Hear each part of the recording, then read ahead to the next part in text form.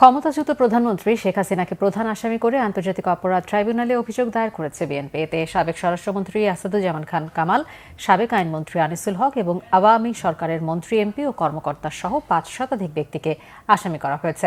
July August আন্দোলনে দেশব্যাপী ৮৪৮ জন নিহতের তথ্য সংগ্রহ করে বৃহস্পতিবার বিএনপি মহাসচিব মির্জা ফখরুল ইসলাম আলমগীরের স্বাক্ষরিত অভিযোগপত্রটি ট্রাইব্যুনালে জমা দেয় দলটির প্রতিনিধি দল। নিহতদের মধ্যে বিএনপি নেতাকর্মী, সমর্থক ও বৈষম্য বিরোধী আন্দোলনকারীরা রয়েছেন। অভিযোগপত্রের সাথে দেশের বিভিন্ন থানায় দায়ের করা ৮৪টি মামলার এজাহারের কপি এবং বিভিন্ন সময় প্রকাশিত সংবাদপত্রের কাটিং, ছবি ও ভিডিও সহ বিভিন্ন তথ্য প্রমাণ জমা দেওয়া হয়।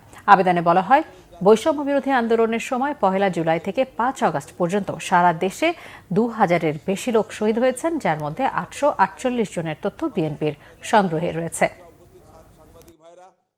অবৈধ সরকার, ভোটারবিহীন সরকার শেখ হাসিনার নির্দেশে সারা বাংলাদেশে যে তাণ্ডব চালিয়েছিল, নির্যাতন, গুলি করেছিল, হত্যা করেছিল, তারই আমার একটা তালিকা সংগ্রহ করেছি। এ পর্যন্ত আমরা ৮৪৮ জনের তালিকা বিএনপি অফিসে প্রাপ্ত হয়েছি। এ পর্যন্ত যে ৮৪টা এজাহার আছে, এজাহারের মধ্যে প্রায় ৫০০-র অধিক আপনার মামলার আসামি আছে।